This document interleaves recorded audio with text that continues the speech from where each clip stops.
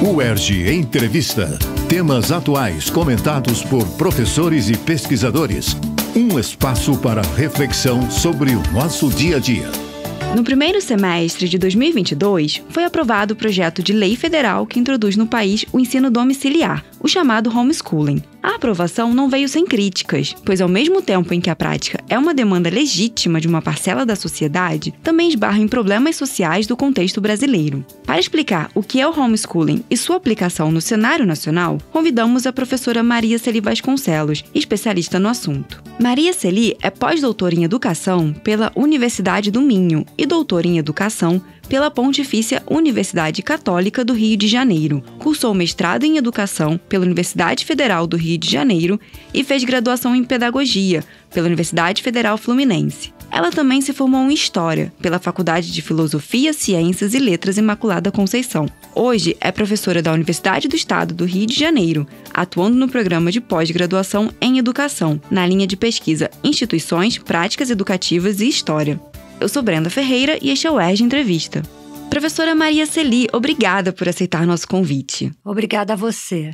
Para iniciarmos, a senhora poderia explicar para os nossos ouvintes o que é o homeschooling? Sim, homeschooling é uma prática de educação, uma modalidade em que os pais vão educar os filhos sob a sua responsabilidade e não levando-os a frequentar a escola. Então, é uma modalidade de educação que ocorre na casa sem a frequência à escola. Os pais vão se encarregar eles mesmos da educação dos filhos através, seja de projetos e módulos que já existem para essa educação, que são adquiridos através da web, seja até contratando pessoas para auxiliá-los nessa educação. Mas é uma educação que ocorre, então, na casa e sob a estrita responsabilidade dos pais. Essa é o que nós denominamos de educação domiciliar ou homeschooling, considerando a origem norte-americana dessa modalidade. Na sua opinião, quais as vantagens e desvantagens dessa modalidade de educação? Nós não podemos falar exatamente em vantagens e desvantagens, porque nós estamos diante de uma modalidade de educação que é algo bastante desafiador em termos não só do que ela traz em relação às mudanças que se propõem, como também em relação às questões que estão implicadas nesse processo de regulamentação. Então, o que nós podemos dizer é que a maioria dos países, e nós temos um número muito grande de países onde essa prática já é regulamentada por lei e onde crianças e adolescentes podem ter educação domiciliar com toda a segurança legal, uma vez que há regras, há normas de como proceder nessa modalidade.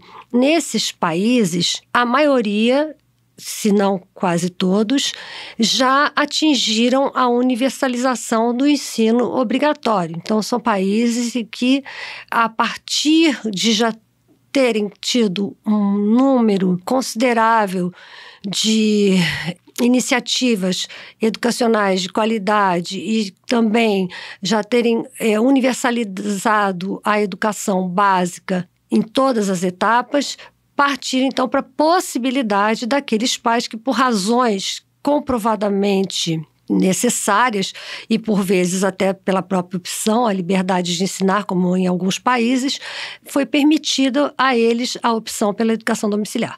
O que ocorre no nosso país é que nós ainda não temos a universalização da educação básica. Nosso país ainda tem problemas gravíssimos em relação às vagas na educação escolar, especialmente no ensino médio, mas também no ensino fundamental. Nós temos gravíssimos problemas de vagas nas escolas públicas. Então, como nós podemos pensar em desescolarizar a sociedade quando nós não conseguimos ainda atingir níveis de escolarização de toda a população, níveis básicos de escolarização e ainda mais se formos pensar em níveis de qualidade. Além disso, nós temos uma jornada escolar um tempo de escolarização muito pequeno em relação a outros países. O nosso tempo de escola, em que as crianças permanecem na escola, é muito pequeno, é um dos menores, talvez o menor da América Latina e um dos menores também no mundo. E isso é um problema gravíssimo que nós deveríamos ter essa agenda, uma agenda de aumento do tempo escolar, um tempo de permanência das crianças na escola em termos de jornada de escolarização.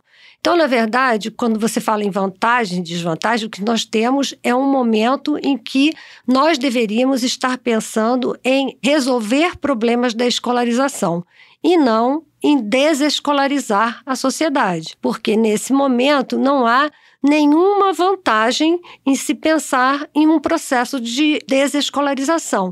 O que nós temos que pensar é como resolver problemas urgentes do processo de escolarização no nosso país.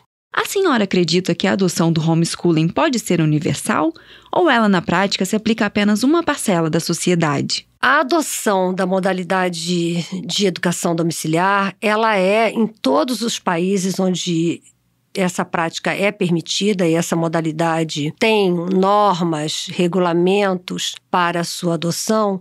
Em todos os países onde isso tem sido permitido e regulamentado, ela atinge a uma pequena parcela da população. Então, o que ocorre é que as famílias que optam por essa modalidade, as pesquisas indicam um percentual mínimo diante do percentual de crianças e adolescentes que permanecem, claro, no processo de escolarização. Ou seja, são pouquíssimas as famílias que, mesmo tendo esse processo regulamentado, optam por essa modalidade.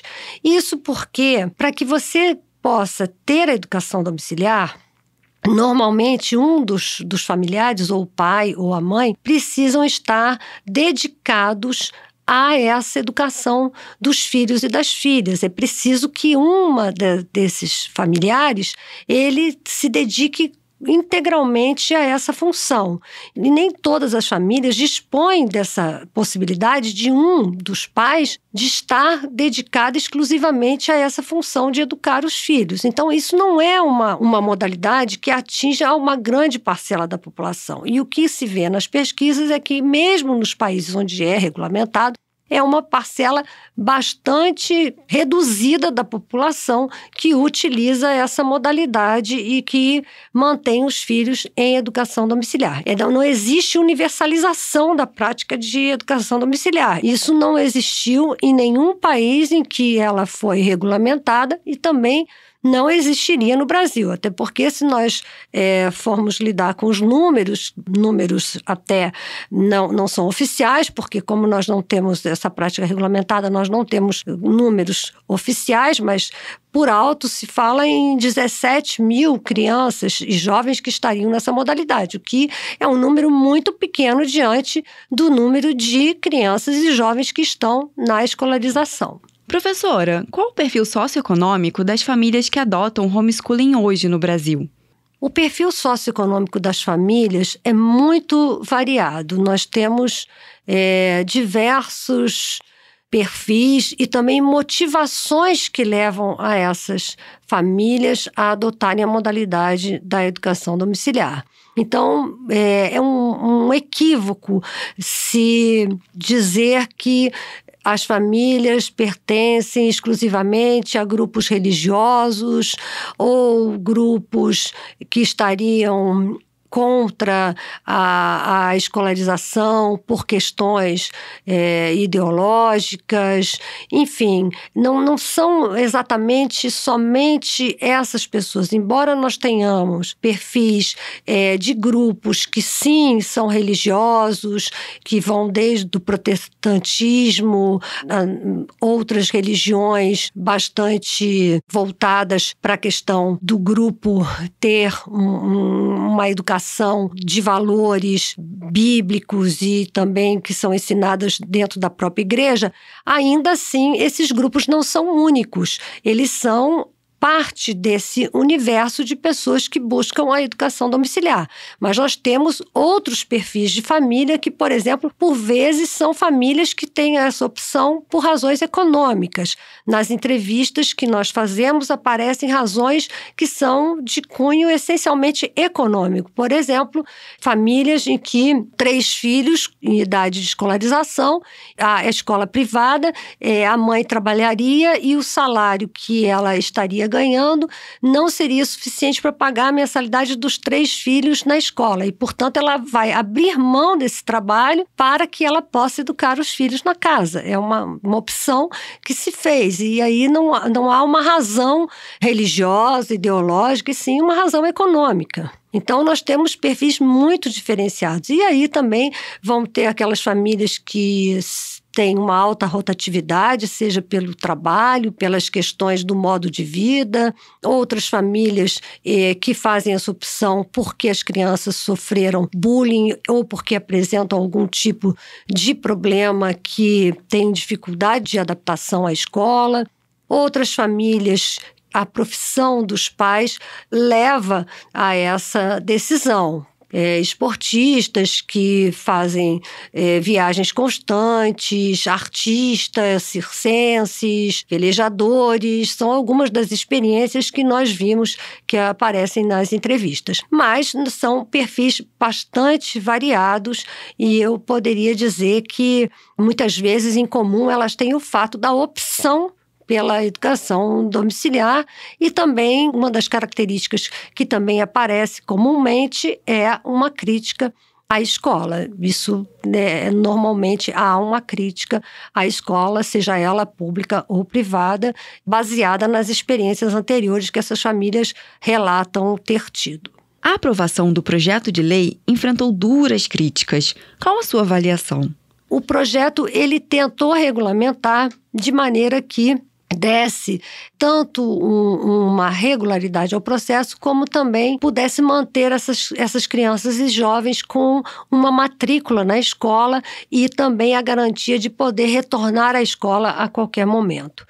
O que eu costumo dizer é que nós temos o que pensar quando tratamos desse projeto, de que há famílias no nosso país praticando a educação domiciliar e que não vão deixar de praticar, como já estão praticando há décadas, não é? Nós temos as primeiras demandas com relação a isso desde os anos 90. Algumas crianças já terminaram o período de escolarização, crianças e jovens que já terminaram, já entraram no nível superior a partir da educação domiciliar. E essas famílias, elas não pretendem deixar de fazer essa modalidade. Nada vai fazer com que elas deixem de praticar a educação domiciliar. Então, a pergunta que nós temos que nos fazer é se é melhor que essas pessoas permaneçam sem nenhuma regulamentação, ou seja, sem que se saiba sequer qual é o número exato de crianças e jovens que estão hoje em educação domiciliar, porque não há nenhuma regulamentação a se seguir e elas estão completamente fazendo isso de forma totalmente livre, entre aspas, porque na verdade é sem nenhuma norma, ou se será melhor se ter uma regulamentação que pelo menos dê conta de que nós possamos ter um censo, fazer um mapeamento de que famílias são essas, onde elas estão, haver uma supervisão sobre esse processo, se poder realmente ter uma ideia e ter uma estatística e até uma supervisão de como está a modalidade de educação domiciliar no Brasil.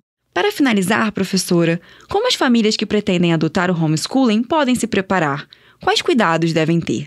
Nós deveríamos, em termos de projeto de lei, uma das questões que penso que faltou no substitutivo que foi apresentado e aprovado no Congresso, na Câmara dos Deputados e que deveria ter tido, é que as famílias que se interessassem pela modalidade da educação domiciliar, elas deveriam entrar com o processo e pedir autorização ao órgão competente do sistema, para que essa autorização fosse dada baseada nos argumentos que a família apresentasse para pleitear essa prática. Isso não foi colocado no projeto de lei e basta que a família faça essa opção. A meu ver, as famílias deveriam pedir autorização e essa autorização deveria ser dada quando, de fato, houvesse necessidade de deixar o processo de escolarização. E isso porque, no nosso país, a escolarização é obrigatória dos 4 aos 17 anos. Então, se a escolarização é obrigatória dos 4 aos 17 anos, para deixar o sistema de escolarização, era necessário que houvesse uma argumentação condizente com a necessidade de, então, se ter educação domiciliar. Mas, infelizmente, o projeto de lei não dá conta dessa necessidade. Por isso, o que nós temos é um projeto de lei que se baseia na opção da família. Com a família, como ele está hoje, né, foi para o Senado, mas como ele foi para o Senado, aprovado na Câmara dos Deputados, ele coloca que a família que optar, o que ela tem que fazer é fazer a matrícula nas escolas que estejam credenciadas para isso.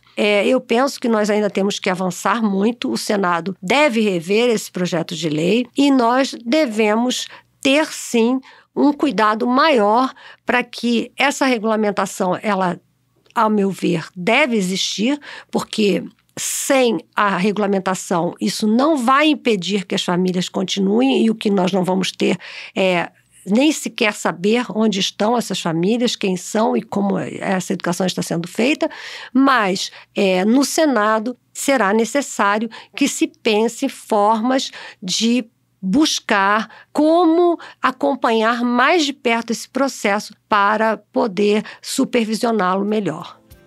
Obrigada, professora Maria Celi, por sua participação. Muito obrigada a você. No ERJ Entrevista de hoje, conversamos com a professora Maria Celi Vasconcelos sobre homeschooling. Fique ligado no ERJ Entrevista e acompanhe a Rádio ERJ em www.cte.erj.br/Rádio ERJ e nas principais plataformas de podcast. O ERJ Entrevista. Produção Rádio ERJ. Realização Centro de Tecnologia Educacional, CTE.